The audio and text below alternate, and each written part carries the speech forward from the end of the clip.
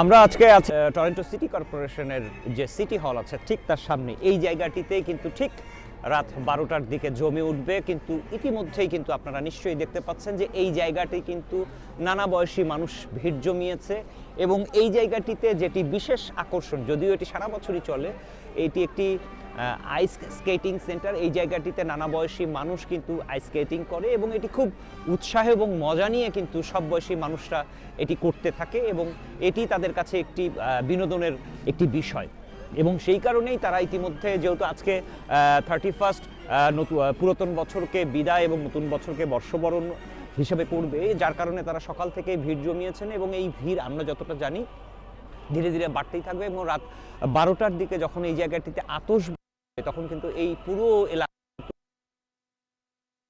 এই আতশবাজি কিন্তু দীর্ঘক্ষণ ধরে চলে এবং খুবই চমৎকার একটি আয়োজন। আপনারা জানেন যে বর্ষ বিদায় এবং বর্ষবরণ সারা পৃথিবীতেই আসলে হয়ে থাকে, কিন্তু কানাডায় একটু ভিন্নভাবে এটি হয়। কারণটা হচ্ছে যে কানাডায় কিন্তু মাল্টিকালচারাল মানুষের বসবাস, নানা দেশের মানুষ এই জায়গায়, যে কারণে এই জায়গার উৎসবের রংটাও কিন্তু ভিন্ন এবং সেই ভিন্নতার কারণেই আসলে কিন্তু মানুষজন ভিড় জমায় নানা জায়গায় নানা কিছু দেখার জন্য।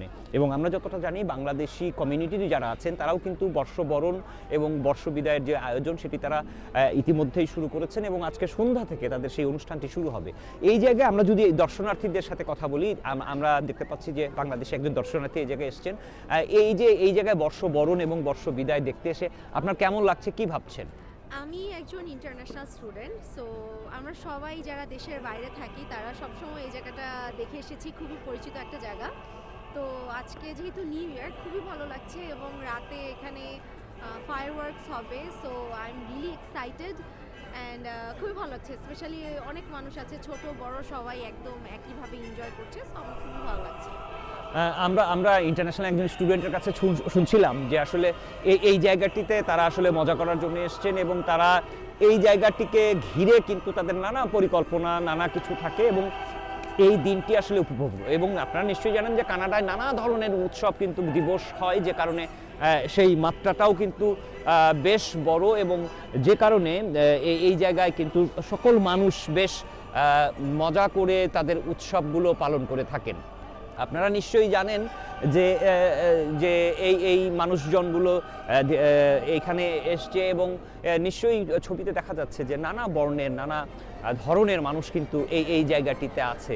এবং বিশেষ করে এই যে আইস স্কেটিংয়ের কথা যেটি বলছিলাম, নিশ্চয়ই ছবিতে যদি দেখা যায় যে শিশুরা যারা আছে তারাও কিন্তু খুব চমৎকারভাবে এই স্কেটিংগুলো করে। অর্থাৎ যেহেতু আসলে বরফের রাজ্য, এটি নানা সময় এই জায়গাটিতে বরফ পড়ে, সেই কারণে এই খেলাটি তাদের আসলে বেশি প্রিয় এবং বেশি উপভোগ্য।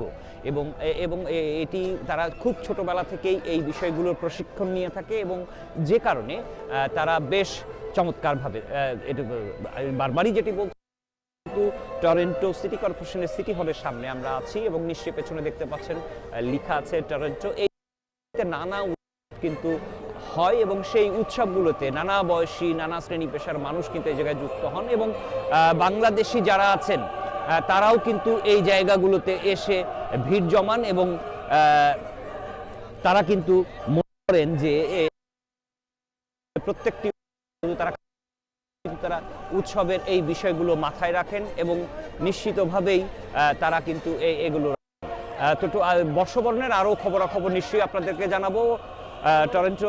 টরন্টো থেকে মাসুদ পারভেজ, 71।